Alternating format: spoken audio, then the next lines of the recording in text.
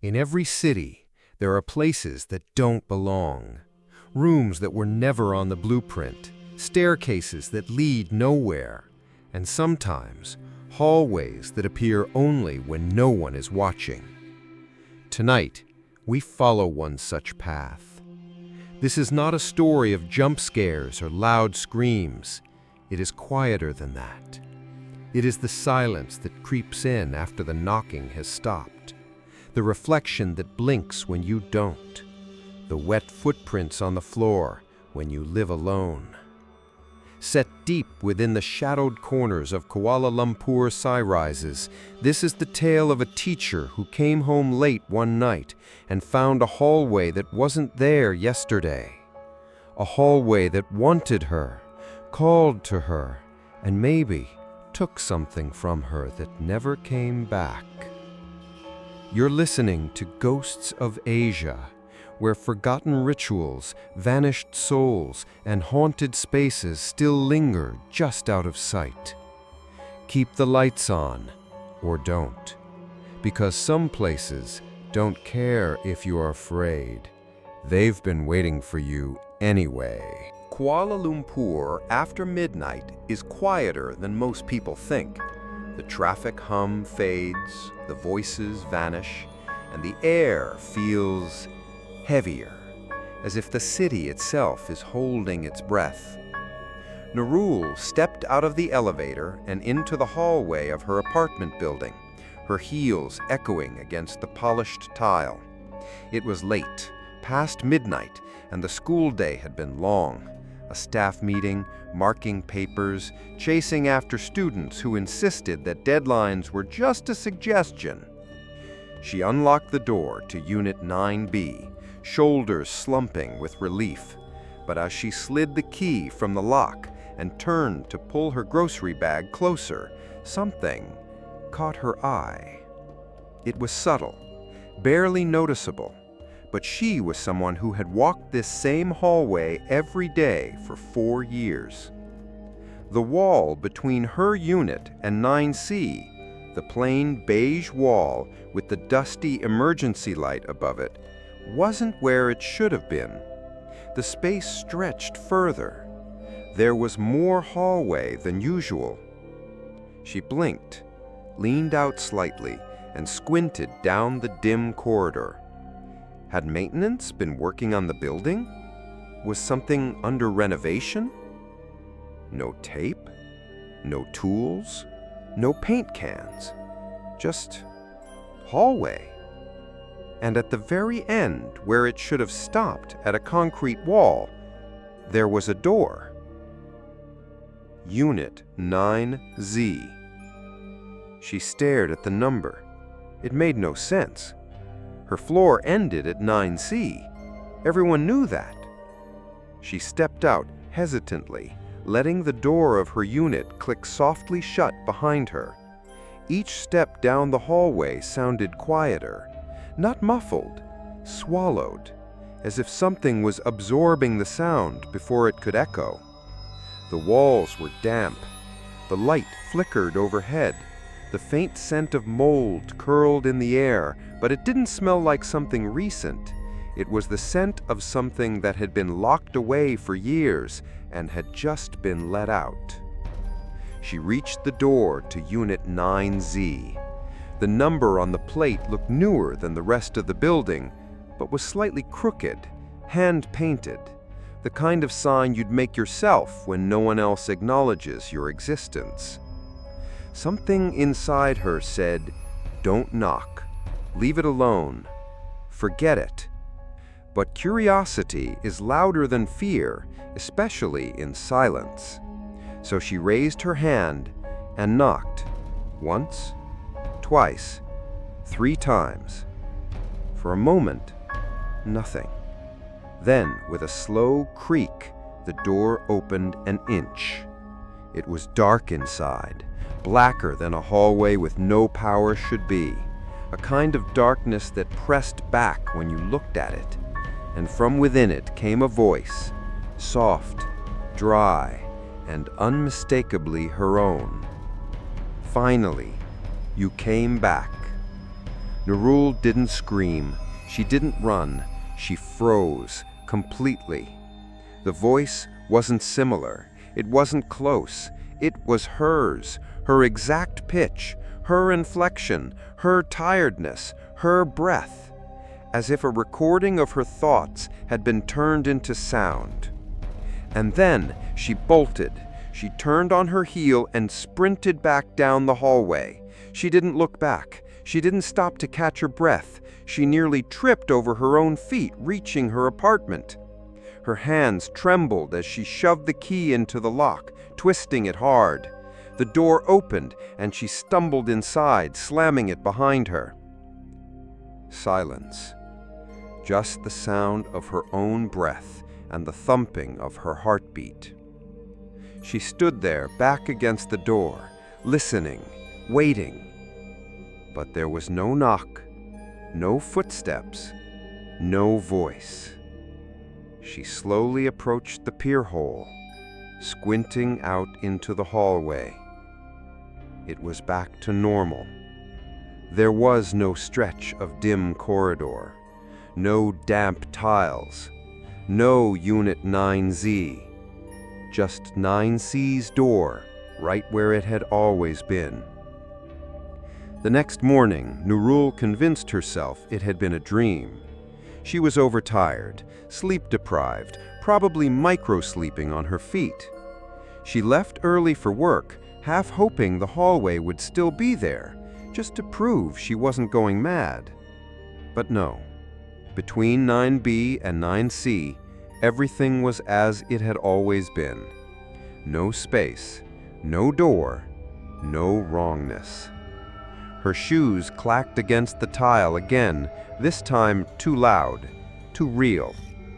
She walked to the elevator and rode down in silence, clutching her bag tightly to her chest. The silence wasn't comforting now. It was suspicious. At school, she tried to laugh it off, shared a silly ghost story in the teacher's lounge about late-night hallucinations. The others laughed politely. "Next time, don't grade at midnight," one said. But something lingered. That voice, that exact voice. How could her mind create something so precise? How did it know what she sounded like from the outside? She didn't sleep that night, or the one after. And on the third morning, something new happened. When she opened her front door to leave for school, there were wet footprints on the tile in front of her apartment. Small, bare, human. They led from the direction of Unit 9C. No one else seemed to notice. No one else seemed to care. But Nurul saw. She knelt and touched one. It was still damp. She slowly looked down the hallway. Everything was still normal. But deep in her bones, something whispered. The hallway hadn't vanished. It had gone quiet, and something inside it was waiting. By the third morning, sleep was a rumor. Nurul had stopped trying to find it. She simply lay in bed, eyes open in the dark, listening for sounds that never came, but always felt close. She left her lights on all night, checked the lock on her door every 30 minutes, kept her phone camera pointed at the hallway from the peephole, recording just in case. But nothing ever happened while she watched. It always happened after. That morning she opened the door to go to work and froze.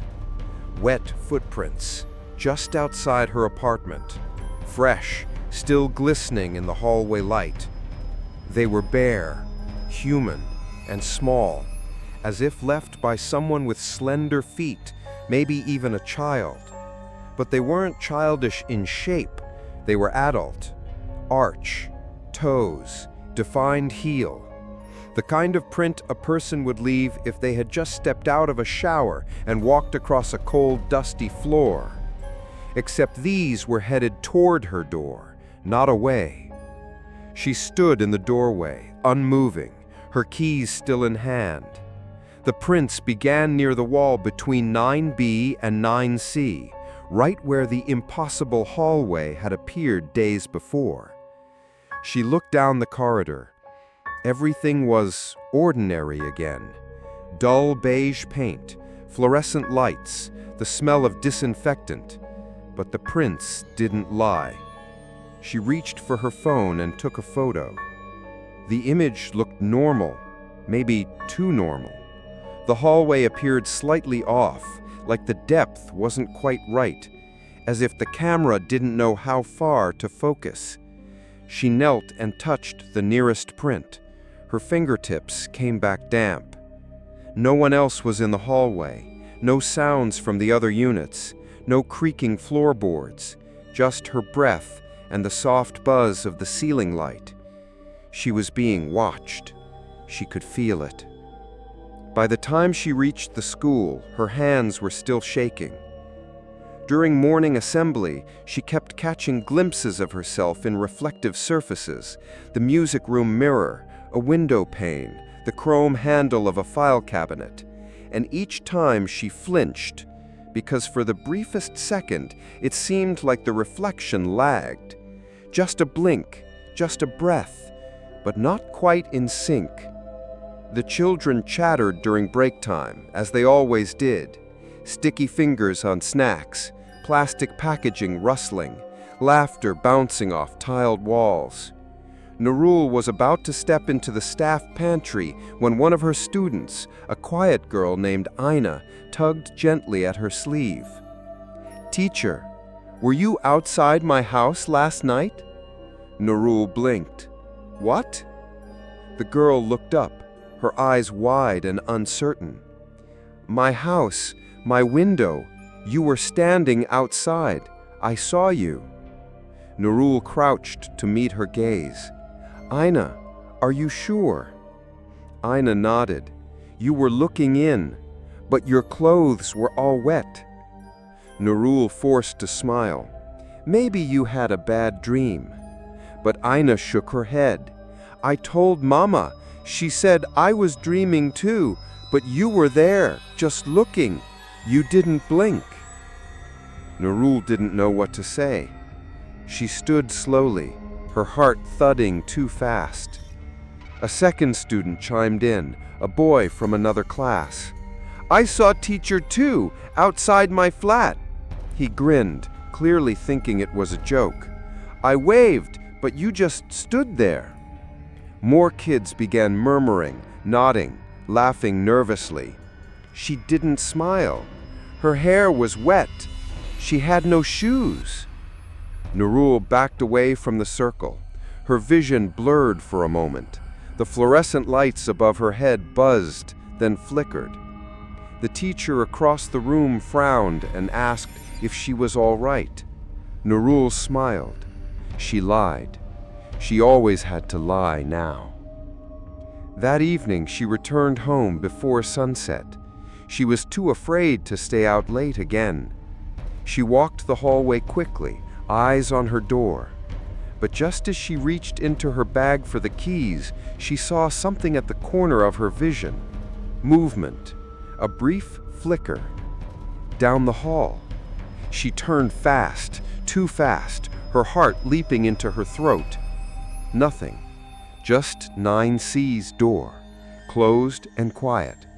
No hallway, no shadow, no sound. But there was a drop of water on the tile. Fresh, clear, still rolling slowly toward the edge of the floor. That night she tried to sleep. She locked her door, closed the curtains, checked the mirror. She turned her phone camera on again and set it on a stack of books, aimed toward the front door, set to record. Then she lay in bed, face to the wall. The hum of the city was quieter now, as if even Kuala Lumpur knew not to breathe too loudly. At 3:12 a.m., she woke up. No alarm, no sound, just the overwhelming feeling that something had changed in the room. The lights were still off, but the air felt colder. She turned over slowly, facing the bedroom door. Nothing. She sat up. Her phone was still recording, the red dot blinking gently. She reached for it, her heart pounding. Stopped the recording. Played it back. Fast-forwarded. Watched the hallway in silence. Nothing.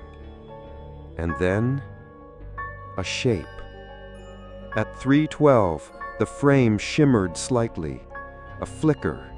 A dark blur. It was so brief, so subtle, she had to rewind 5 times just to freeze the right frame. And when she did, she saw herself, standing in the hallway, face pale, hair damp, eyes staring directly into the lens. She hadn't gotten out of bed. She knew she hadn't, but the video didn't lie. The next morning, she showed it to her neighbor, Mr. Ghazali, an old man who lived in 9D. He watched in silence, then rewound it and watched again. After a long pause, he said quietly, "There was another one, a long time ago." Nurul frowned. "Another what?" "Another hallway, just like this, back when the building was newer. 9Z used to be real, then it wasn't, but sometimes it comes back." She stared at him. "That's not possible. The hallway doesn't exist. It's not in the building plans." He gave a bitter laugh. "Some things don't need plans. They just need memory." "What happened to the person in 9Z? Mr. Ghazali's eyes lost focus. His voice dropped to a whisper. "She came back, but she wasn't alone." That night, Nurul found another pair of footprints. Smaller this time, but they stopped right at her bedroom door. And she knew, with every frayed nerve, with every breath in her tightening chest, that something was inside her apartment, and it had her shape.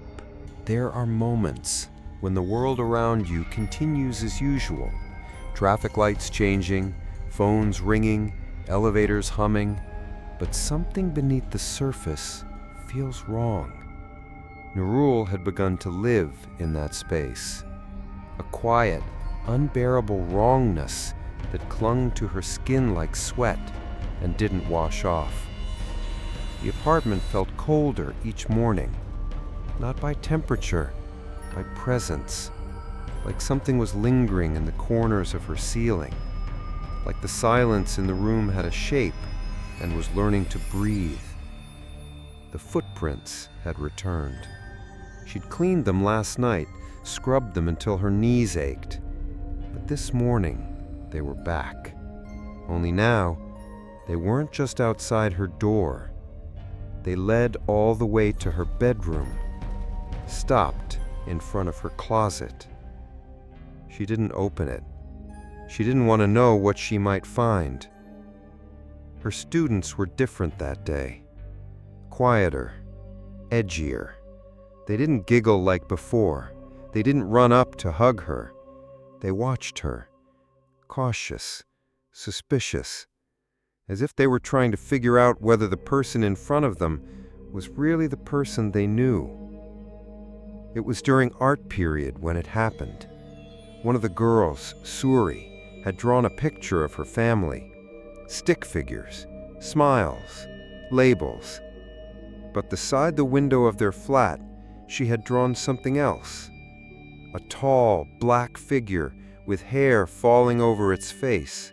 No eyes, no feet, just water dripping from its hands. She handed it to Nurul proudly. "This is teacher," she said. Nurul smiled automatically. "Where am I standing? Outside my window?" The room turned colder. Her smile faded. "Why would teacher be outside your window, Sayang?" Suri tilted her head. "That's where you always are." She excused herself and went into the staff toilet. The mirror above the sink was cracked at one corner, had been for months, but now it seemed like the crack moved. She stared into her reflection. It stared back, but something about it pulsed. The longer she looked, the more she felt that the thing in the mirror wasn't copying her movements, it was choosing them, deciding how to respond, like it had to think before lifting a hand or blinking an eye. She raised her hand, so did it. She blinked, so did it. But her breath caught when the image smiled, and she did not. That night, she slept with the lights on again. She sat in bed scrolling through old emails on her laptop, desperate to find something, anything that would tether her to reality, her routine, her job, her sense of self. She opened her work calendar. There was an event listed from 3 days ago she didn't remember attending. Walk through with management, hallway maintenance review, 9 p.m. Location, Unit 9Z. Her chest tightened. She hadn't added this. No one should have. The system was internal, private. She clicked for details. No other attendees. And under notes was just one sentence. She must come back willingly. The next day, she confronted the building manager again. The old man with the sunken eyes and shaking hands. He tried to brush her off. No such unit, no such hallway. But she pressed harder, voice shaking. What happened in 9Z? His face went pale. He closed the office blinds. Then he told her. There was a woman. In 1997, she was quiet, kind, a schoolteacher, I think. Moved in alone. Nothing strange at first. Then neighbors complained of footsteps in the night, but not hers. Hers were heavier, out of rhythm, like someone trying to walk like her. Nurul sat frozen. She started saying she saw herself in mirrors, in reflections. People said she was cracking. He looked her dead in the eye. She vanished one night. No forced entry, no signs of struggle. Just gone. Nurul whispered. And the hallway? He hesitated. We sealed it, bricked it over. There was something wrong with that wing. Even before she moved in, tenants got lost. Time would shift, lights would dim when no one was there, like the building was unmaking itself. She asked the question before she could stop herself. Did anyone ever go in after it was sealed? The manager didn't answer right away, but finally he said, yes, a contractor, to inspect the damage. He never came back out. Never? He nodded once. But 3 days later, he called his wife. Nurul frowned. So he was okay? No, he whispered. She said he sounded almost like him, but his words were strange, reversed, cold. He didn't ask about the kids. He just kept repeating, I've found my place. He looked at Nurul, tears forming. We never found him. But 2 weeks later, the wife opened the front door. He paused and saw him standing there, wet, smiling, saying her name wrong. Nurul didn't sleep that night. She sat on the floor of her bedroom surrounded by salt, mirrors turned to the wall, phone recording again, candles burning. And still, the sound came, knocking at the door. Then again, softer, more persistent. She stood, slowly, approached the pier hole. Nothing. But when she looked down, wet footprints. Not one set, two. By now, Nurul no longer pretended it was in her head. Whatever this was, hallucination, haunting, echo, curse, it wasn't going away. It was inviting her, night by night, step by step, closer. The knocking returned every night at the same time, 3:12 a.m. She stopped answering, but it didn't matter. On Thursday morning, she awoke to find her front door wide open. Salt scattered across the floor like broken bones. All the mirrors in her apartment turned to face outward, and her phone camera, the one that had been recording all night, was missing. She found it later, in the fridge, still recording, battery nearly dead. She played the footage. Most of it was static, some darkness, a faint whisper here and there. But at 3:12, the camera jolted violently, as if something had grabbed it, and for a split second, the lens caught her own face, sleeping. And another version of her, standing behind the bed, soaking wet, eyes open and unblinking. That morning, she went to the city zoning office. She told herself it was research. She needed answers, proof. But deep down, she already knew. She requested the original floor plan of her apartment complex, Tower B of the Azalea Heights residences. Construction completed in 1994, renovations in 1997. The clerk was polite, a little too polite. When he pulled up the digital archive, she noticed his face stiffened slightly. Then he minimized the window and leaned closer. "You're not trying to remodel, are you?" Nurul shook her head. "No, just curious." He hesitated. "Which unit?" 9B. He nodded slowly, fingers hovering over the keyboard. "And what are you looking for, exactly?" She took a breath. "I want to see what's next to Unit 9C. There was a long pause. Then he clicked through a few more windows and pulled up a blueprint. Blocky, gray, stark lines and rectangles. 9A, 9B, 9C, and then a blank space. A box-shaped void. No label, no unit number. Just white. Unassigned, like something was intentionally erased. She pointed. "What's that?" He didn't answer. "Was there ever a 9Z? He stiffened. "That unit doesn't exist. But this space, miss, we don't have records for that section after 97. The files were damaged." She stared at him. "Damaged?" He leaned closer. "I've worked here 10 years. Every now and then, someone comes in, always from your building, always Tower B, always floor 9. They ask about that space." He looked over his shoulder before continuing.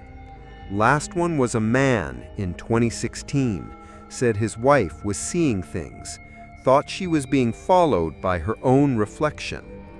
Nurul's blood chilled. "What happened to her?" The clerk's voice dropped to a whisper. "She jumped from her balcony. They said she was sleepwalking, but she landed too neatly, feet together, hands by her side." He looked back at the screen. "That floor isn't on the current registry anymore. Officially, it stops at 9C." Nurul didn't remember walking home. She only remembered the feeling, like her name didn't belong to her anymore, like her memories were being torn out while she wasn't looking. At her door, she paused. Something had changed. The hallway lights were dimmer, the scent in the air heavier. Old water, mildew, and something else, something sour. Her door was unlocked, even though she'd locked it that morning. She stepped inside slowly. Everything was where she left it, but nothing felt like hers. That night, she received an email. No sender, no subject. Just one sentence in the message body. "You're not the first, Nurul. You're just the loudest." And below that, an attached photo. She opened it. It was her living room. Same couch, same curtains. But in the photo, there were two versions of her.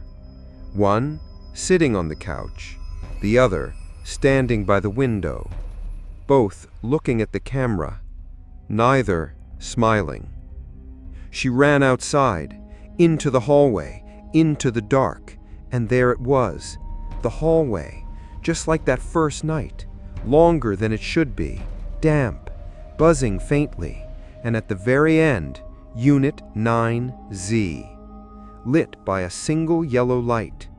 The door was open, just a crack, and behind it, blackness, a void that seemed to breathe. She didn't move. She couldn't. She stood there, frozen in the middle of the corridor, her heart stuttering. And then the door opened wider, and from the dark, her voice, quiet and calm, called out, "You forgot, but I didn't." She stumbled back, tripped, fell hard against the tile. The hallway flickered, and just like that, it was gone, replaced by the plain beige wall between 9B and 9C. No door, no wet tile, no shadow, just silence. Later that night, she searched the web. She found an old forum, archived, long abandoned. Tower B Shadow Reports, 1997. Only 5 posts remained. Most were deleted. One caught her attention. User, Ghost in 9Z. I saw her again, the woman who looks like me. She stands just out of reach, in mirrors, in glass doors. She mimics everything except for my fear. I think she needs me to look. I think she's waiting for me to stop pretending I don't see her. The hallway only appears when you start remembering. The floor plan isn't blank, it's cursed.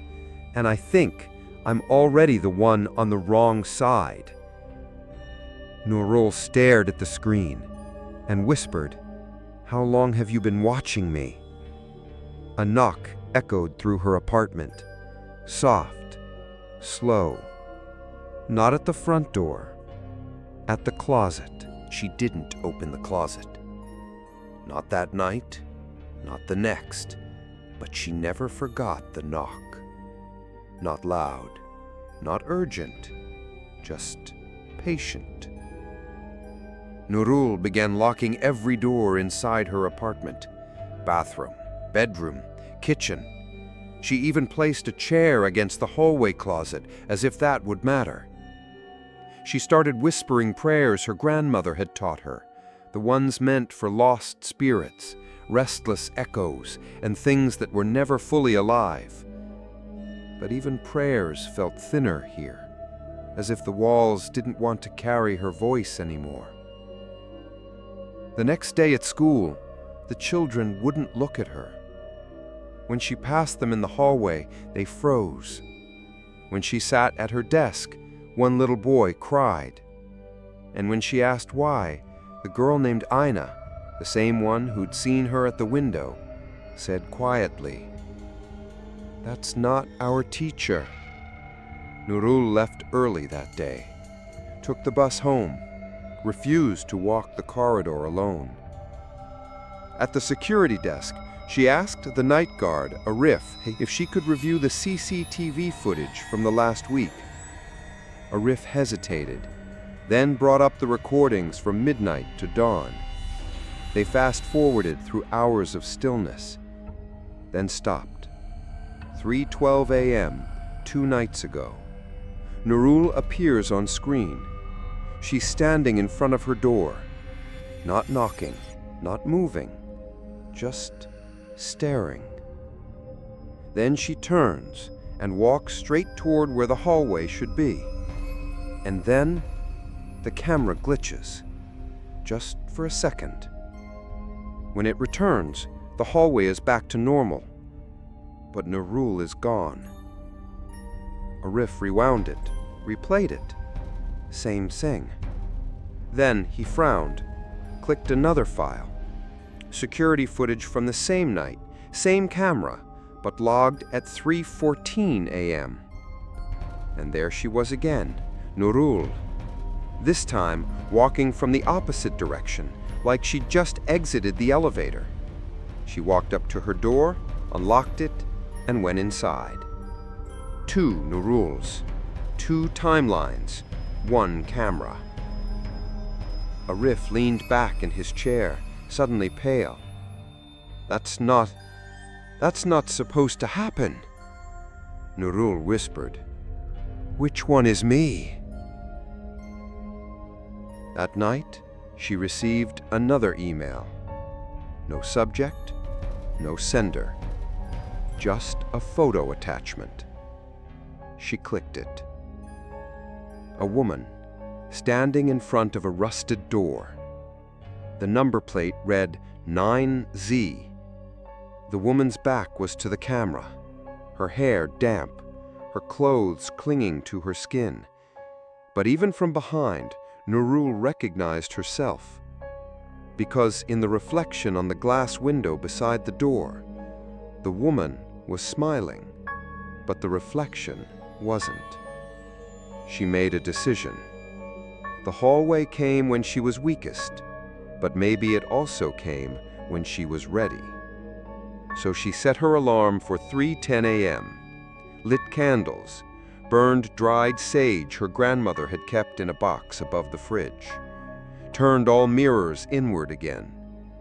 She wrote the name Nurul Azhari on a piece of paper and tucked it into her bra, like her grandmother said to do when spirits tried to take your name. And she waited. 3:12 a.m. The knock came, but not on the door. It came from inside the closet. 3 soft knocks, measured, deliberate. Then silence. And then the hallway was there. She turned, and there it was again, that impossible stretch of corridor between 9B and 9C, dripping, dim, breathing, and at the end, room 9Z. This time, the door was wide open. She stepped out. Every instinct screamed to run, to scream, to never look inside. But she had passed the point of screaming. She needed to know. She walked slowly. The further she went, the softer everything became. The air, the sound, the world. Her footsteps didn't echo. Her breath didn't carry. Even her heartbeat felt like it was being swallowed. She reached the threshold of 9Z and paused. Inside, complete darkness. But not empty. Something waited. She stepped across the doorway, and the light behind her vanished. The room was cold. She couldn't see, but she could feel. The floor was uneven, soft in some places, wet in others.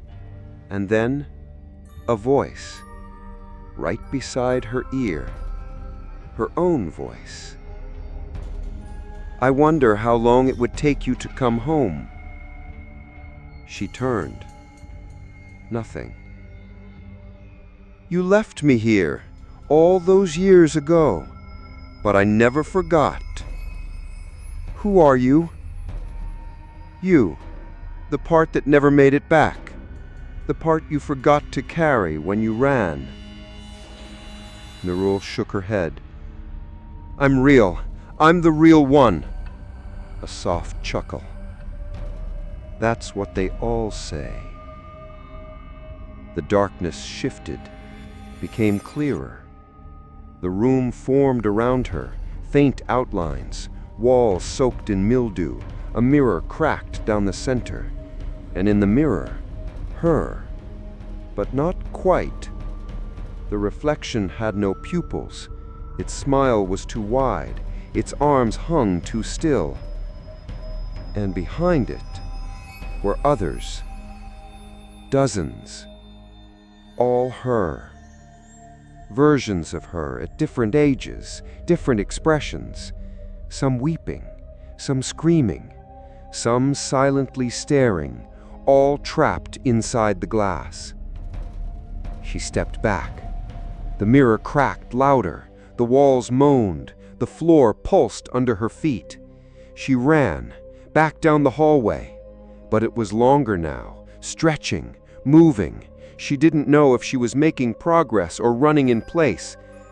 But then, the door, her door, Unit 9B. She shoved it open, fell inside, and slammed it shut behind her. She turned the bolt, pressed her back against the wood. Silence. Then, a faint, soft voice from the other side. "You'll be back. You left something here." Morning came like a slap of color after hours of black and gray. She walked into the bathroom, stared at herself in the mirror. But this time, the mirror didn't respond immediately. It lagged, and when it caught up, it winked. That evening, she got another message. Not an email, a printed photo, slid under her door. She picked it up, hands trembling. It showed a group photo of apartment tenants dated 1996. There, in the back row, her face, younger, drier, but hers. And on the back, a note in faded pen. "Liana, Unit 9Z. Nurul dropped the photo. She remembered the name now. Her mother's cousin, the one who vanished, who used to send letters from KL, who looked exactly like her. Nurul didn't sleep anymore, not in the way sleep is meant to be. She closed her eyes, she drifted, but her body never forgot to listen. Every creak in the floor, every tick of the clock, every whisper that didn't belong to her apartment. And now she was remembering, not just the hallway, not just the voice, Liana, the woman in the photo, the face that matched hers, a cousin she'd only met twice, the one her mother called the strange one, moved to KL in 96, disappeared in 97. No body, no funeral, no closure. Just a family whisper that some people go missing because they want to, and some because they were chosen. The apartment was colder now, not physically, spiritually. The air felt backwards, like time was folding wrong. The lights flickered when she walked past, but only when she faced away, like they only wanted her in the dark. She stood at her mirror again, testing the reflection, raised her right hand. The mirror raised its left. She froze, tested it again. Same result. The mirror wasn't mirroring, it was reversing. Later that afternoon, Nurul received a voice message. Private number, no caller ID. She played it on speaker. It was her own voice, speaking words she didn't remember saying, except they were reversed. She recorded the message, uploaded it to an online audio tool, and reversed it back.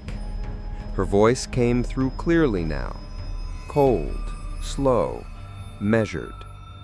"I came back, but I wasn't meant to. I left the real one inside.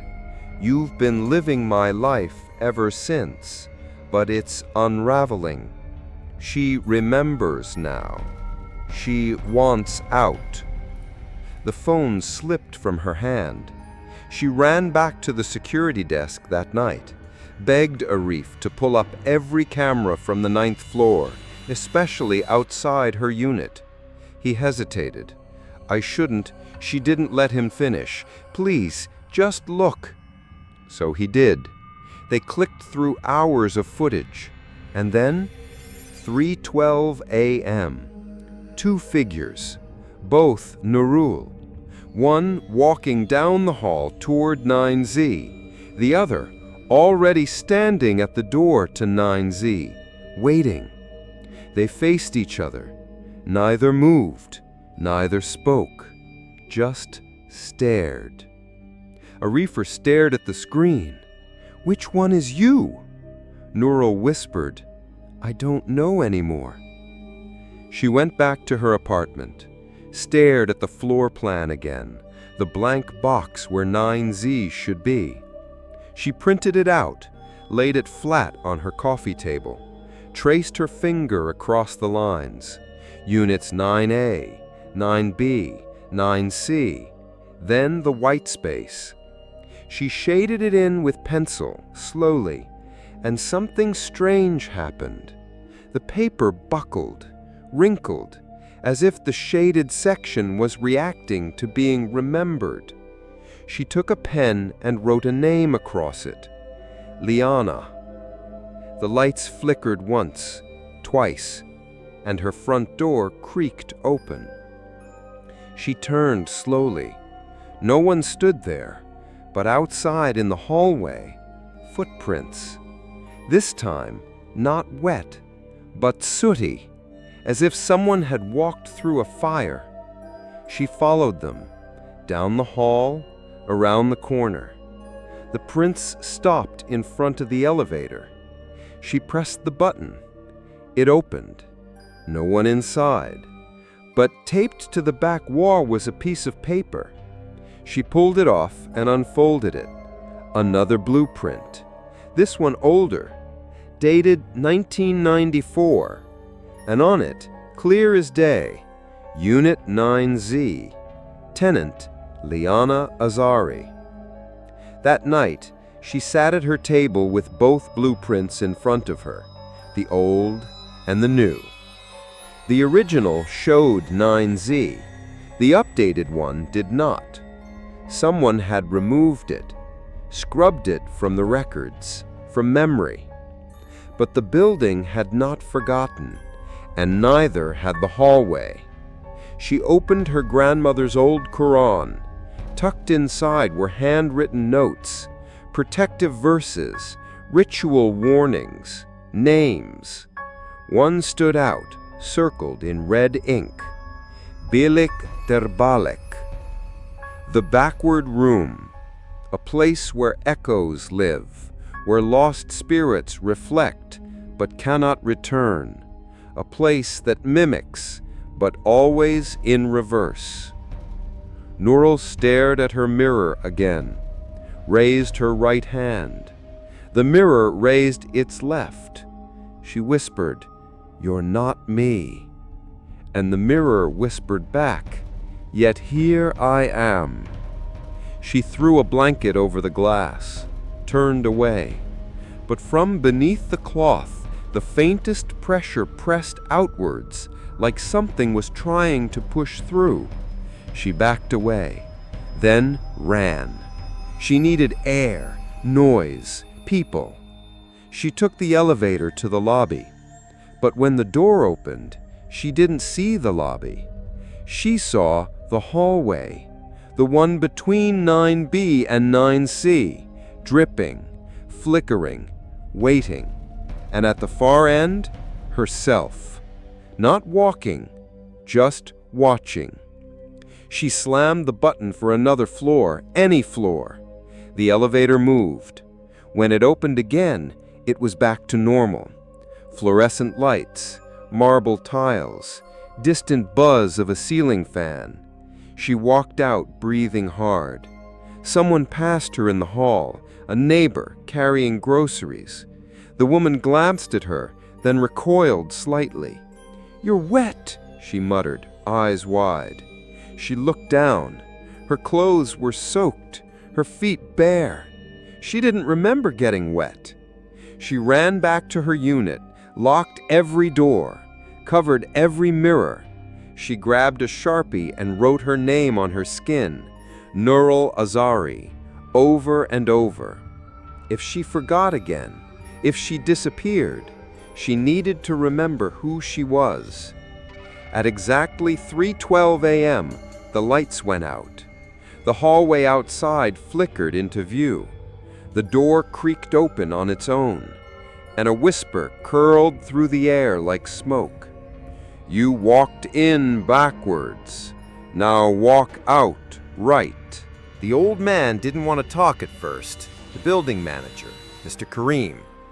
He'd lived in Azalea Heights since before the paint dried on the walls, before the elevator groaned like it does now, before the hallway between 9B and 9C had a name nobody spoke. Nurul found him outside, near the smoking bench, feeding birds with trembling hands. His skin looked like old paper, and his eyes didn't lift when she approached. She didn't ease into it. "There was a woman named Liana," she said. "She lived in Unit 9Z. He didn't look at her. She added, "She was my family." Still, he didn't move. Then, without turning, he whispered, "You should not have found her." They sat in silence for a while. The sun was setting behind the building, casting long shadows across the courtyard. Eventually, he spoke. "We sealed that hallway in the winter of '97, December, a month before the Lunar New Year. Something changed in that part of the building." He glanced at her then, just once. It wasn't a renovation. He told her everything. Back then, Unit 9Z existed. It was small, plain, but people said it always felt cold, like the air inside didn't belong to the building. Tenants rotated in and out quickly. They complained of strange dreams, time skipping, smells that came and went with no explanation. Wet ashes, lavender, something burnt but sweet, and mirrors that didn't reflect the right face. It all changed when Liana moved in. She was a quiet girl, respectful but distant, kept to herself. People began seeing her twice, once in the elevator, again waiting on the floor. She'd knock on someone's door and be seen entering hers at the same time. Some said they saw her walking backwards down the hall. Others swore they heard her whispering to herself in two voices at once. And then, the night it happened, she was gone. No forced entry, no signs of struggle. The unit was locked from the inside, but all her mirrors were shattered, all except one, a full-length one, mounted on her closet door. That mirror was clean, polished, and in the reflection, investigators saw her, standing behind them. But when they turned, no one. Nurul sat, stunned. Why didn't they report it? Mr. Kareem shook his head. They did, but the file vanished. The officer in charge resigned. One of the cleaners refused to ever return to the 9th floor again. She said, "Something followed her home." His voice dropped. She started walking backwards too, and then she just disappeared. Nurul tried to breathe, but her lungs felt tight. "I saw her," she whispered, "in a photo. She looks exactly like me." Mr. Kareem nodded. "I've seen others over the years. They all looked like her, like you." He closed his eyes. "That hallway, it copies, it remembers, and sometimes it sends something back." She stared at him. "Back?" His lips trembled, but not always the right one. Later that night, Nurul sat on her floor, surrounded by candles. She played back the CCTV again. 2 versions of her. One walking in, one already inside. She rewound it, paused, stared at the face of the other her. Something in the eyes. Not malice, not evil, but emptiness, like someone who had waited too long behind glass. She pulled out the family photo album, flipped through the pages until she found it. A faded photo from 1995, a family wedding, rows of cousins, aunts, and uncles. There, in the second row, Liana, wearing white, smiling, and standing beside her was Nurul. Except Nurul wasn't born until 1996. She touched the photo with shaking fingers. "No," she whispered, "that's not me." But the face stared back, calm, familiar, and exact. She dug through old letters next, her grandmother's box of forgotten mail. Found one, postmarked 1997, from Liana. But the handwriting wasn't hers, and the return address, Unit 9Z, Azalea Heights. The letter read, "I watched her walk in. She didn't knock, she didn't blink. She just smiled, and I knew I wasn't alone anymore. I wasn't the only me." That night, the dreams returned, but they weren't dreams. She stood in the hallway, facing herself, both of them soaked to the skin, barefoot, still. Her double raised a hand, pointed at the closet, and whispered, "You sealed it, but you never buried it." Nurul awoke gasping. The room was wet, not just damp, dripping. Ceiling, walls, floor, everything soaked. But there was no rain, no leak. She got up, barefoot, and approached the hallway closet. The door was slightly open. She reached out, slowly, and pulled it wider. Inside was nothing but darkness, and at the very back, a mirror. One she didn't put there, covered in a cloth. She pulled the cloth back and saw her reflection, but it was smiling before she did. She stepped back. The reflection didn't. It watched her, eyes wide, expression unchanging. Then it raised a hand and began knocking from the inside. By now, the mirror no longer pretended. It knocked every night. Not loudly, just enough, like someone asking to be remembered. Nurul no longer screamed when it happened. She simply listened. Listened to the gentle taps from the inside of her closet, to the cold breath that never came from her lungs, to the whisper that always came at the same time, "You forgot me." She started filming herself in her sleep. Every night she left her phone recording from her bedside, and every morning she found it in a different place. Once in the bathtub, once behind the fridge, once with its lens cracked and the screen still warm. But the worst was what the video showed. Her, sitting up in bed, staring directly into the camera, not blinking, not moving, just watching. Once, at 3:12 a.m., her mouth began to move, but no sound came out. She reversed the footage, slowed it, and realized her mouth was moving backwards. She took the video to Mr. Karim. The building manager watched it once, then crossed himself. "She's trying to get back." Nurul whispered, "Who?" He looked at her, eyes hollow. "The one you replaced." That night she lit candles again, drew symbols around her closet in chalk and salt, her grandmother's prayers written out in shaky handwriting. Then she sat before the mirror, heart pounding. The reflection stared back, but it wasn't her anymore. Its hair hung limp and wet. Its eyes were bruised black. Its lips trembled, but its body never moved. Then it reached forward and pressed its hand to the glass. Nurul felt cold on her cheek, even though nothing had touched her.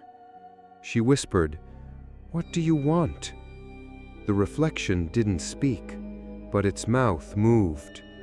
Nurul leaned closer, mimicked the shape of the words, "To come home."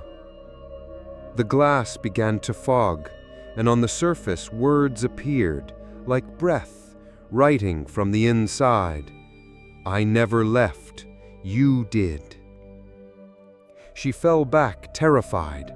The mirror rippled once, then went still. But something changed after that night. The hallway came back, not just at 3:12 a.m., but during the day. Once in the afternoon, she blinked and it was there. Another time, she walked out of the elevator and found herself facing 9Z without ever turning. Reality bent. Time unraveled. The building no longer cared for logic. She tried to leave, booked a hotel, packed a bag. But every taxi that stopped for her went the wrong way. Every exit door she tried was jammed. And when she finally managed to walk 2 blocks away, she saw her own apartment building again, in front of her, even though she'd walked away from it. It was waiting. She wasn't escaping. She was being reeled back. That night, the power went out. Not just in her unit, in the whole 9th floor. She lit a single candle, held it to her chest, sat in the center of the room surrounded by salt and mirrors turned away. And then, the closet opened. She didn't open it. It opened on its own. Inside, the mirror gleamed, not reflecting her room, but the hallway. The long, wet, impossible hallway. 9Z at the end, its door wide open. Nurul rose to her feet. She didn't walk, she was pulled. Each step, her skin felt heavier. Her heartbeat echoed twice, once in her chest and once behind her, as if someone else was walking with her. She stepped into the mirror, and the sound stopped. No hum, no buzz, no breathing. Just her and her reflection. Except now they stood side by side. The other Nurul looked tired, worn down, but calm. "Where did I go?" Nurul whispered. The other voice answered, still her own. "Nowhere. I've always been here, waiting for you to remember." Nurul's voice trembled. "Are you me?" A pause. "I'm what's left of you." The room darkened, and suddenly they weren't in the mirror. They were in the hallway, back between 9B and 9C, but this time the hallway stretched in both directions, and both Nurul stood at opposite ends, mirroring, waiting. And then they walked toward each other. When they met in the middle, they didn't speak, they didn't scream, they didn't fight. They simply stood face to face. Then, the other Nurul reached up and touched her forehead. A rush of images flooded her. Liana, the mirror, the first step into the hallway, the cold breath, the forgetting, the reflection that stayed behind, and then silence. Nurul awoke on her floor, alone. The mirror gone, the closet empty. And on her wall, a single note etched into the paint. One always returns, one always stays. She looked at her reflection in the window. It moved when she did. But behind the glass, something lingered, just a little too slow. just a little too patient. Something had followed her back. Nurul didn't know if she was the one who returned or the one who stayed behind. She moved through her apartment like a stranger. Her hands didn't feel like hers. Her voice cracked when she spoke, as if it wasn't used to her throat anymore. Even the light bulbs seemed dimmer now, like the building knew what she'd done, what she'd let out. It started small. Her cat, Sago, hissed when she came home, refused to approach, hid beneath the bed. Then she found him scratching at the closet, mewling in terror at the corner where the mirror used to be, before she smashed it and buried the shards under the earth behind the mosque. But still, something stared back from glassy surfaces. Her TV when it was off, the black of her phone screen, the window at night, always just a second too slow, always slightly tilted. Then came the phone calls, unknown number, dead silence. Then a soft whisper, "You left the door open." She changed her number. It didn't matter. They kept coming, from numbers that didn't exist, some that appeared as her own. She recorded one of them, played it back. The voice said, "Don't trust the one they hug. That's not you anymore." Her friends noticed. At first it was little things. "You seem tired. You forgot my birthday. You didn't respond to my message, but you answered." Then it got worse. One day her closest friend, Selena, showed up at her door, eyes wide, breath short. "I saw you," Selena said. "I haven't left the apartment all day." Selena shook her head, trembling. "You were at the market just now. I waved. You didn't smile. You just stared like you didn't know me." Nurul said nothing. Then Selena whispered, "You were soaking wet." The next morning, her landlord knocked, said the neighbors had complained about noise, pacing, dragging sounds, furniture scraping. But Nurul hadn't moved anything, hadn't made a sound. He pointed to the security footage. She followed him to the lobby, throat dry. There on the screen, her, pacing her unit at 3:12 a.m., stopping, staring at the door, then walking to the mirror and disappearing. Seconds later, reappearing again, but wearing different clothes, wet clothes. Nurul started leaving notes for herself. On the bathroom mirror, "I am Nurul." On her fridge, "Don't follow her." On her hand, "If you blink and you're wet, run." But she was unraveling. At school, her students stared at her like she was something behind a mask. One day during art class, a child drew two identical women, both labeled teacher. One had tears in her eyes, the other had none. Nurul asked, "Why two of me?" The little girl shrugged. "That's how many come to class." She begged Mr. Kareem for help again. He refused to even open his door, slid a single envelope under the gap with shaking hands. Inside was a newspaper clipping. 1997. Headline, "Woman Missing After Reported Sightings of Double." Liana's name. Photo. Testimonies from neighbors who said she'd split. One saw her crying in the hallway. The other saw her smiling in the elevator at the same time. The last line haunted Nurul most. Investigators noted no forced entry. However, multiple mirrors in the apartment appeared to be fogged from the inside. That night she checked her windows. Each one steamed over the moment she approached. She wrote a message in the condensation. "Am I real?" And a second later, another hand, not hers, wrote underneath, "Not anymore." Then came the final breach. A neighbor, Mr. Ghazali from 9D, uploaded a motion-triggered clip from his security camera, posted it in the residents' WhatsApp group. Caption, "Who is this?" Nurul played the clip. The hallway, dim. 2 Nuruls, one walking toward 9Z at midnight, the other already inside the hallway, facing the first, watching. Neither moved, but both existed.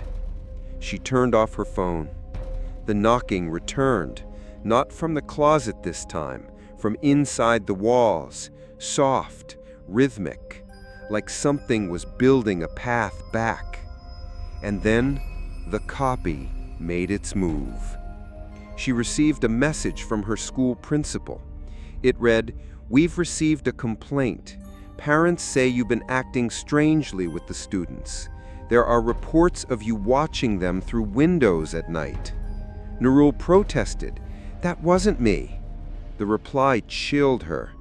"We have video."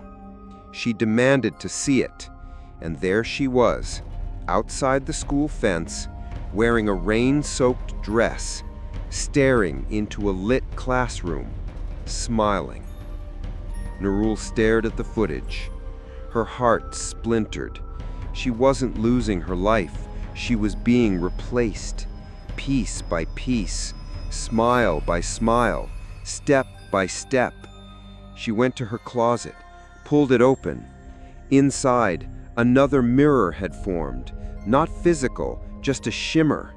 She saw herself in it, the other her, smiling now, dressed like her, breathing like her, even mouthing words she hadn't said. And behind that reflection, shadows of others, dozens, all versions, all trapped, all watching. One reached out and pressed its hand against the glass. So did she. The cold passed through instantly. They were connected now. The duplicate whispered, "One of us has to go. This world isn't big enough for both of us." And then the glass shattered from the inside. The mirror didn't just break, it opened. And what poured out wasn't glass, it was memory, flooding Nurul's mind like water from a cracked dam. Moments she didn't live, but remembered. Names she never spoke, but knew. And worst of all, rooms she had never entered, but had already left.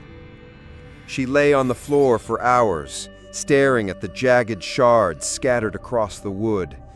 Each shard still reflected her face, but each one was different. Some were smiling, some were crying. One was screaming silently, and none of them blinked when she did. She picked up the largest piece. Her hand bled, but she didn't flinch. The reflection in the glass tilted its head, then whispered, "You were never whole." That night, Nurul did something she never imagined she would. She visited a bomo, a spiritual healer. Not the kind advertised on flyers or TikTok, not the commercial ones. This one was hidden. Behind an unmarked door, past a rusted alley in the shadow of Bukit Bintang. No lights, no signboard, no prayer beads for sale, just incense, darkness, and waiting. The bomo was old, skin like driftwood, eyes blind, but knowing. He never asked her name. He never looked up. He just said, "The hallway has tasted you." Nurul sat down, voice shaking. "What is it?" He spoke slowly, as if translating from something older than language. "It's not a place. It's a wound. A tear between reflections. A space where forgotten versions of us drift, waiting to be seen, to be believed." She whispered, "It took someone from my family." He nodded. "And when you went looking, it found you too." She told him about the mirror, the hallway, the voices, the duplicate. He nodded again, always nodding, then said, "This is not a haunting. This is a ritual, one that completes itself every few decades. When the soul leaves its reflection behind, it must return or be replaced." She stared. "So I've already been replaced?" He leaned closer. "Not yet, but soon. If you don't remember who you are, she will wear you better than you ever did." She begged for help. The Bomo agreed, but warned, the ritual must be done in the place it began, where she walked out and you walked in. Nurul whispered, 9Z. He gave her the tools. A circle of black chalk, salt soaked in oil, a shard of unbroken mirror wrapped in red silk, her name written 3 times, one for each step she'd forgotten. "Do not speak while inside. Do not answer if it calls. And above all, do not look into her eyes, or you'll forget which one you are." That night, she waited, drew the circle in her living room, lit 4 candles at its corners, placed the mirror shard in the center, wrote her name over and over until it bled into the paper. Then she sat, crossed her legs, closed her eyes, and whispered once, "Liana." The lights flickered, the air bent, and when she opened her eyes, the hallway was back. But this time, it was inside her apartment, stretched impossibly from the bathroom door to the kitchen. At the end, the door to 9Z. No knob, just open, just waiting. She stepped out of the circle. Everything in her screamed no, but she walked anyway. Each step was colder. The sound of her breath changed, felt doubled, echoed like someone else was breathing with her. Halfway down the hallway, she heard it. Footsteps behind her, perfectly matched, not too fast, not too loud, just enough to make her wonder who was following who. She reached the door to 9Z and paused. Inside was only black, but behind that black, something alive. And then the voice, her voice, "You're late." She stepped inside. The world turned upside down. The floor was soft like walking on water. The walls breathed, and at the center, a room of mirrors. Hundreds of them, each reflecting a different her, each broken in different places.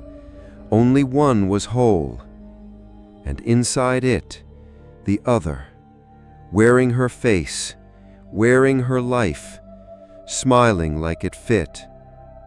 They faced each other again. No words at first. Then the other spoke. "Do you remember who you are?" Nurul nodded slowly. "I'm not you." The reflection tilted its head. "But you were for a while. You lived your life without knowing what you left behind. You called it fear, anxiety, loneliness. But it was me, always me, calling you back." Nurul held up the mirror shard, hand shaking. "I want to end this." The other smiled. "You can't destroy what remembers you." But the ritual had begun. The candles flickered into the space, though she hadn't brought them. The salt spread in a circle around her feet, burning blue. And from the shadows, whispers rose. "Name yourself, or you will be renamed." Nurul stepped into the center, held the shard before her chest, and whispered 3 times, "I am Nurul Azari. I am Nurul Azari. I am Nurul Azari." The other screamed, but not in fear, in rage. The mirrors cracked, the hallway shook, and behind her, the door to 9Z began to close. She ran, out of the room, down the stretching corridor, the sound of her other footsteps thundering behind her. Each light above her blew out as she passed. She felt fingers brush her back, cold, wet, trembling. Then she leapt, through the closing door, back into her apartment. The hallway behind her collapsed, folded in on itself, swallowed in shadow. Gone. She fell to her knees, breathing hard, alone. For now. Time behaves strangely after you survive something you're not meant to remember. Days move like fog. Clocks tick louder than they should. Every mirror becomes a question. For a week, Nurul didn't dream. Or if she did, she didn't come back with them. She stopped recording herself at night, stopped checking the windows, stopped asking her reflection to match her movements. But 3:12 a.m. still came, and each time it did, she would wake, without reason, without sound, without alarm, just her eyes opening to the same silence every night. That night, she decided to wait for it. No candles, no salt, no circle. Just her, a clock, and whatever would come. She sat on the floor beside her front door. Her phone screen dimmed, then glowed again. 3:11 a.m. Her breath slowed. She didn't blink. She didn't pray. She just listened. And right on cue, 3:12 a.m., knocking, but not at the door, inside, from the closet again, from the mirror that wasn't there, from behind the walls she no longer trusted. Nurul stood slowly, walked across the dark apartment. No lights turned on. She didn't need them anymore. She opened the closet. Nothing. Just her coats, shoes, empty hangers. And yet, the knocking continued. It wasn't in the closet. It was in the mirror behind her. She turned. There, in the reflection, herself, standing in the hallway outside the closet, even though she was inside the room. She stepped closer to the mirror. The reflection didn't move. It just stared. Clothes soaked, hair stringy, eyes wide and full of knowing. Nurul whispered, "Which one of us came back?" The reflection opened its mouth, but what came out was not words. It was static, like a broken radio trying to speak. She backed away, slowly. Her phone buzzed. A new message. No number. She opened it. Just a sentence. "Look at the footage." She ran to her laptop, opened the security cam from her hallway, synced to her doorbell camera, skipped ahead to 3:12 a.m., paused. There she was, Nurul, walking down the hallway, approaching her own door. And a moment later, another Nurul stepped out to meet her.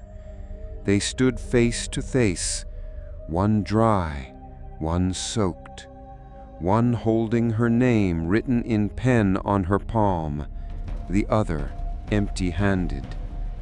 The two women stared at each other, and then the camera glitched, just for a frame. When it returned, only one Nural remained, but the footage didn't say which one.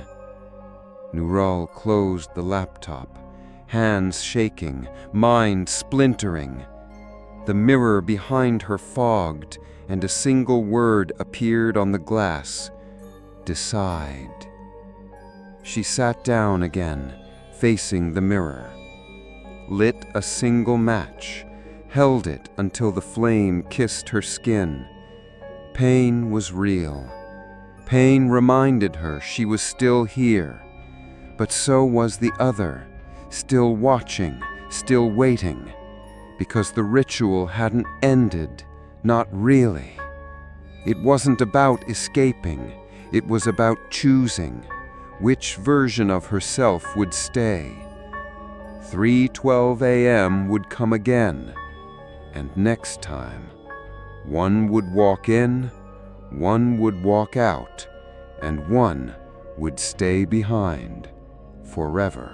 It wasn't until the glass started whispering that Nurul understood. The hallway was never the threat. The mirrors were, because they remembered what she tried to forget. It began with small reflections, a spoon in her sink catching her face just slightly off-center, the television when switched off, showing her sitting even when she stood, the metal elevator doors where her reflection lingered after she walked away. And then came the voices, muffled, layered, from inside the windows, from behind her bathroom mirror, from the shimmer of black on her phone screen. All of them spoke in her voice. All of them remembered things she didn't. The worst was the full-length mirror outside the apartment gym. She walked past it late one evening after trying to feel normal, a jog, a bottle of water, a stretch. The hallway was quiet, the lights dim. She glanced at the mirror and saw herself frozen mid-step, not moving, just staring, as if the reflection had stopped obeying her. And when she stepped back into frame, the glass showed two of her, one walking, one watching. She smashed it, dropped her water bottle, and drove her elbow into the mirror with everything she had. It shattered, but it still reflected, and in the shards, her face 1,000 times over, all whispering different words. The building's maintenance team left a note the next day. Please refrain from damaging property. CCTV shows no reflection present at the time of the incident. No reflection? She played the footage herself. There she was, walking past the mirror, stopping, screaming, shattering it. But in the video, no reflection at all. Not even her own. She called Mr. Karim again. This time he answered. His voice was dry, paper thin. The reflection is what stays when the soul forgets the body. She asked, "Can I destroy it?" He paused, then said, "You can't destroy what's already gone, but you can make peace with what's left." So she tried.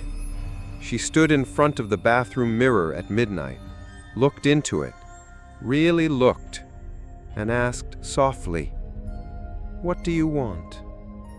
For a long moment, nothing. Then, slowly, the reflection smiled, and the mirror fogged up from the inside. A message appeared. "Not what I want, what you left." Nurul reached out, touched the glass. It was warm, alive. The reflection blinked, and this time she didn't. It was no longer her mirror. It was a window, and behind that window, other rooms, other versions of her. some older, some younger, some half-formed. One sat rocking in a corner, another whispered into a sink, one clawed at the inside of her own skin. And all of them wore her face. The mirror pulsed once, and the voice returned. "You came back incomplete." She whispered, "Then tell me what I lost."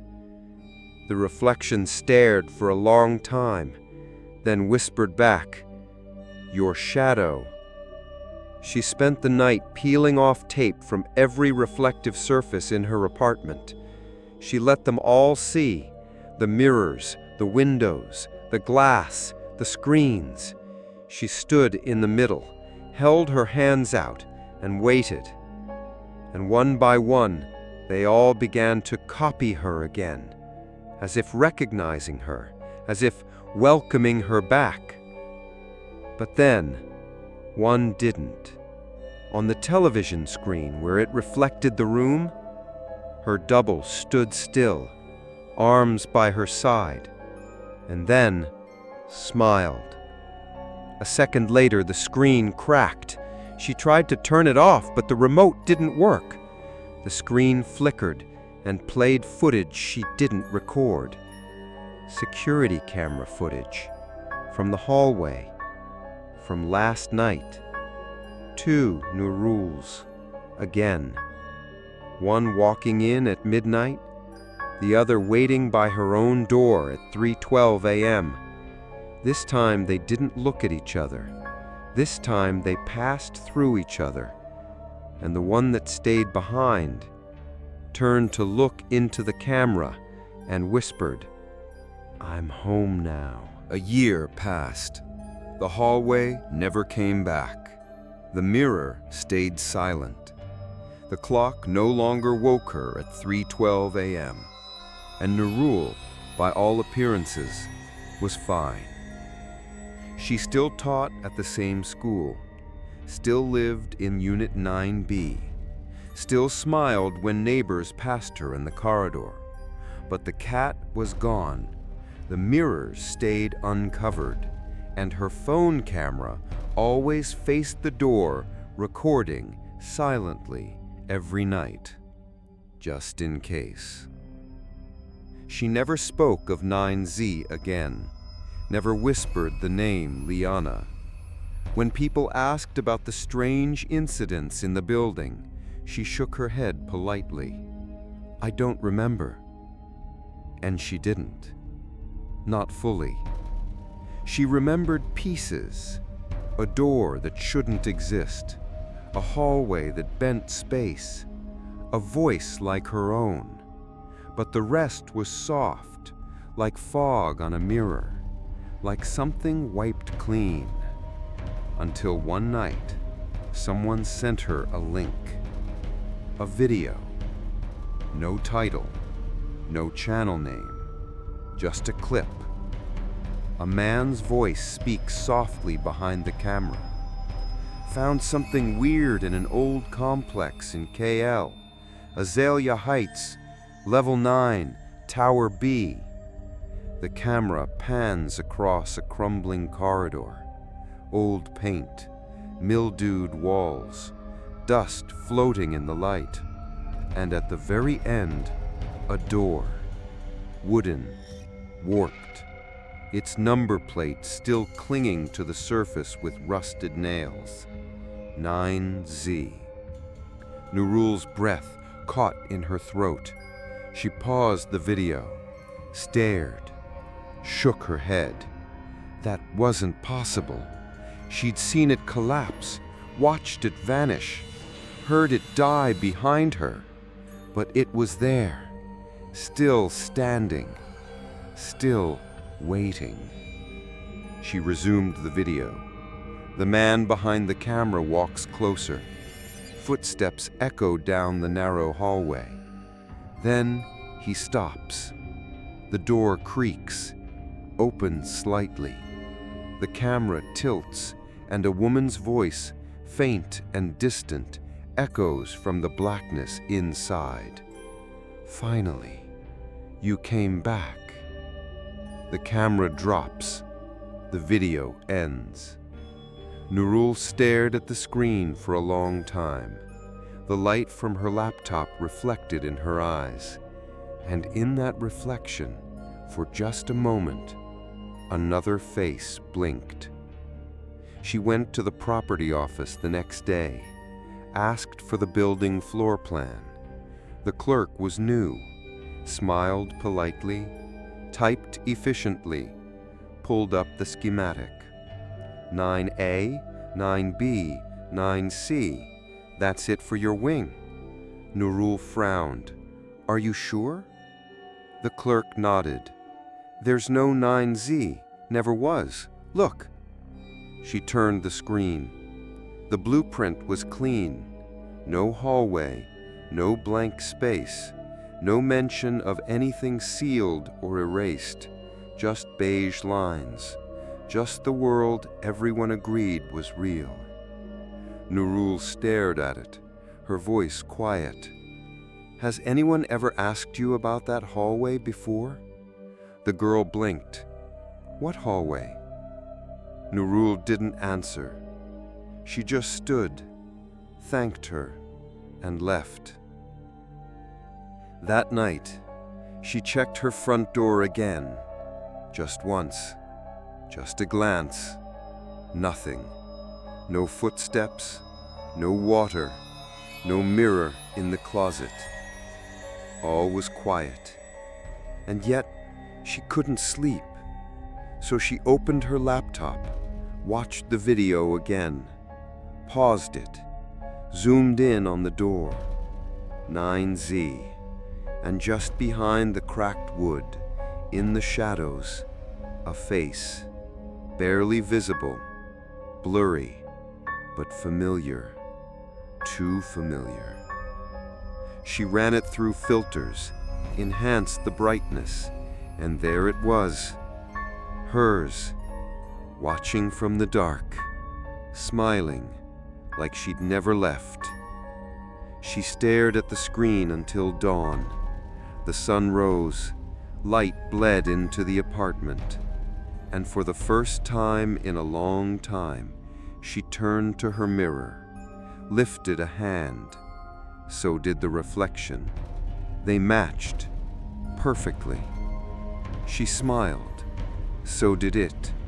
But just before she looked away, the reflection mouthed something. No sound, just two words. Not yet.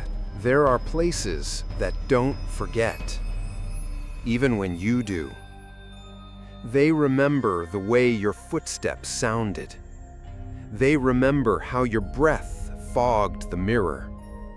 They remember your shape, your scent, your soul's quiet edges. And when the time is right, they call you back, not because you're special, but because you're unfinished. The hallway hasn't appeared in over a year, not for Nurul, not for anyone else. No more knocking, no more whispers, no more versions of her standing where she shouldn't be. The mirrors reflect her normally now. The lights no longer flicker. The clock no longer wakes her at 3:12 a.m. Everything, it seems, is normal. But the stillness is worse than the haunting, because deep down, she knows. Something got out. Something stayed behind, and she's not entirely sure which one she is. She still teaches, still smiles, still pays her bills on time. But some mornings, she wakes up and things are slightly wrong. The toothbrush is on the left side of the sink, not the right. The books on her shelf are ordered alphabetically. She never arranged them that way.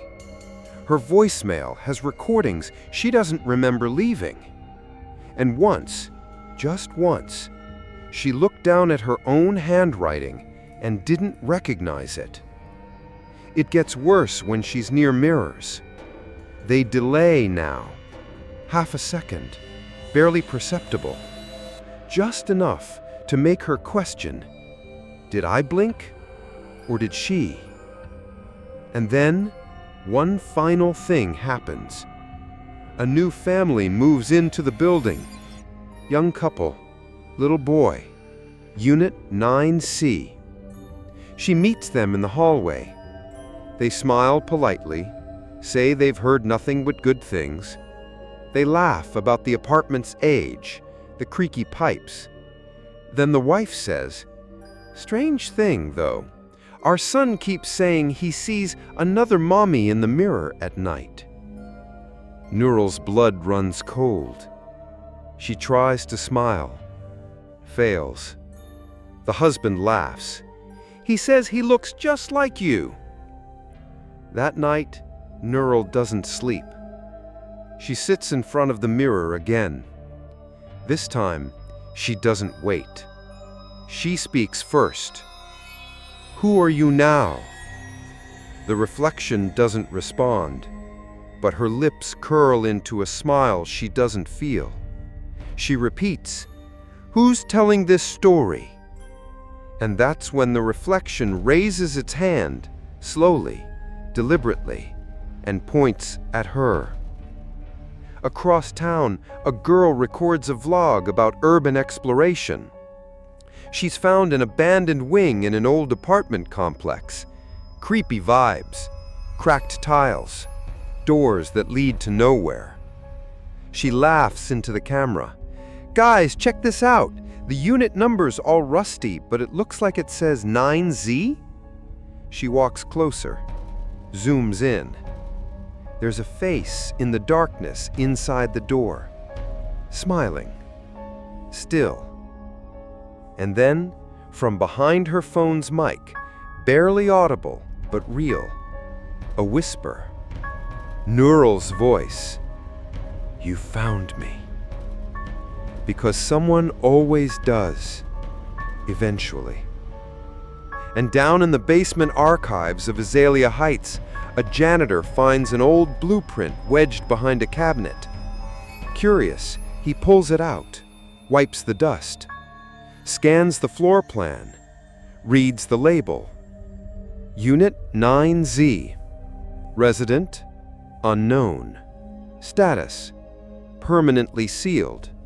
Note, do not disturb. But it's not his handwriting on the note. And the date at the bottom says September 5th, 2025, tomorrow. Somewhere behind glass, behind silence, behind time, a woman watches.